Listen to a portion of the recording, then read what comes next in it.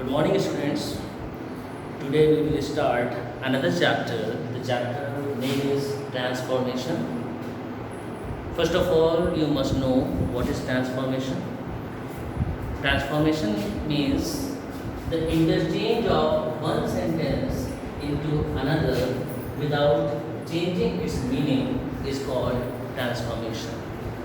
तो ट्रांसफॉर्मेशन कहते हैं जब हम किसी सेंटेंस को किसी दूसरे सेंटेंस में चेंज करते हैं। तो इसके लिए सबसे पहले आपको पता होना चाहिए जो टाइप्स ऑफ सेंटेंस होते हैं।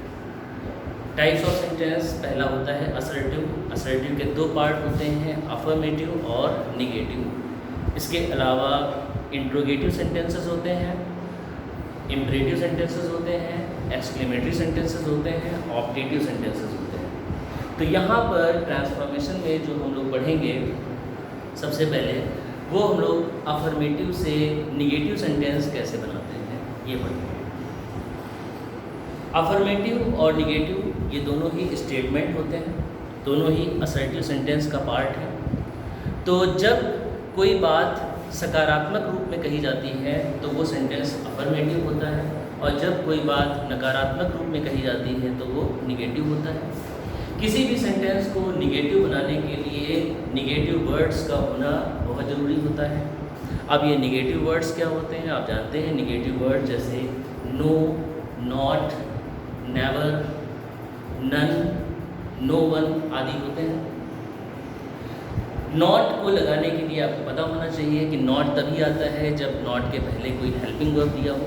तो किसी भी सेंटेंस में अगर ये निगेटिव वर्ड्स हैं दैट मीन्स कि वो सेंटेंस निगेटिव है।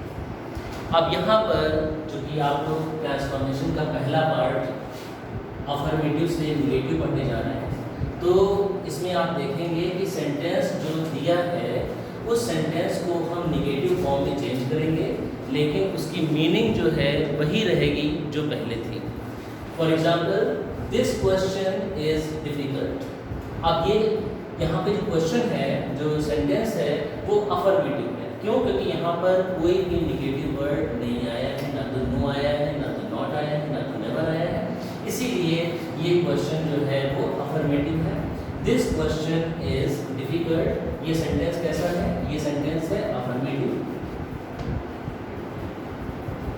अब इस सेंटेंस को अगर हमें निगेटिव बनाना है, लेकिन शर्त ये है कि निगेटिव बनेगा, लेकिन निगेटिव में उसकी मीनिंग जो है वही रहेगी जो पहले थी। The question is difficult. अब अगर हम कहेंगे the question is not difficult तो निगेटिव तो हो जाएगा, but that is not transformation, क्योंकि ट्रांसफॉर्मेशन की शर्त ये है कि मीनिंग जो है वो चेंज नहीं होनी चाहिए। तो मीनिंग चेंज ना होने पाए इसके लिए हमें क्या करना होगा? कुछ ऐसे करना होगा कि ये सेंटेंस जो है निगेटिव भी हो जाए और इसकी मीनिंग भी वही रहे। तो इसके लिए पहला जो रूल है वो है रूल ऑफ एंटोनिम्स। मतलब उस सेंटेंस में किसी वर्ड को हम लेंगे और उस वर्ड का हम एंटोनिम लिख देंगे। अब एंटोनिम आप जानते हैं क्या होते हैं? एंटोनिम कहते हैं अपोजिट वर्ड्स। मतलब वो वर्ड्स जिनकी मीनिंग अपोजिट होती है उसको यूज़ करके आप सेंटेंस को निगेटिव बना सकते हैं।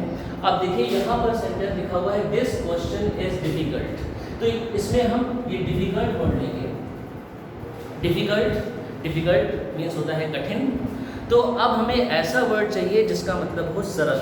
तो डिफिकल्ट का एंटोनिम होता है इजी, और इजी मीन्स होता है सरल। तो अगर हम इसे कह दें this question is not easy, तो ये सेंटेंस इसका निगेटिव रूप कहलाएगा। देखिए, दिस क्वेश्चन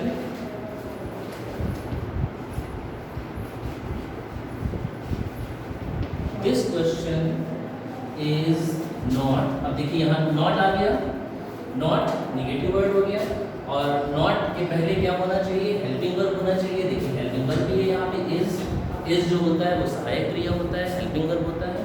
तो इसके बाद देखिए आपने नॉट यूज़ किया। अब नॉट के बाद में अब ये जो डिफिकल्ट वर्ड है इसका हम एंटोनिम वर्ड लिखेंगे। तो डिफिकल्ट का एंटोनिम होता है इजी। तो ये सेंटेंस क्या बना? This question is not easy. अब आप बताइए क्या इन दोनों सेंटेंसेस में कोई डिफरेंस है? क्या मीनिंग में कोई डिफरेंस है? Not at all. Both sentences have same meaning. both convey the same meaning. In the first sentence you say the question is difficult, and in another sentence you say the question is not easy. Both convey the same meaning, but only as far as structure is concerned, structure is changed. The first one is affirmative and the second is negative. So here you have learned the first rule that you can write in your copy. This is the first rule that is called the rule of using and non-using. It is the rule of using and non-using.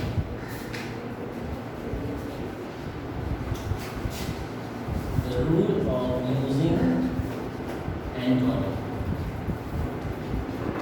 Okay. In another video, we shall read the second